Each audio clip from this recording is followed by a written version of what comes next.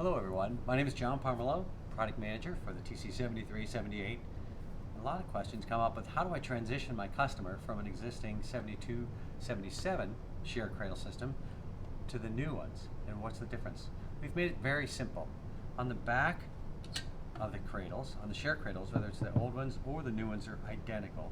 This cup is now removable with a single screw on the back, Phillips head. You take the cup off, it's removable. You can see there's a single power cable here. In the case of an Ethernet connection, there will be a second data line in here.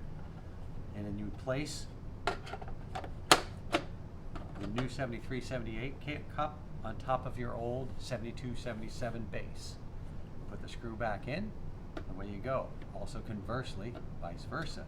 If you want to take a 72, 77 product and put it on a brand new set of cradles, but I got a few of the old devices that were sticking around, the 72, 77s, you can take those cups off of here with the same idea, the same screw.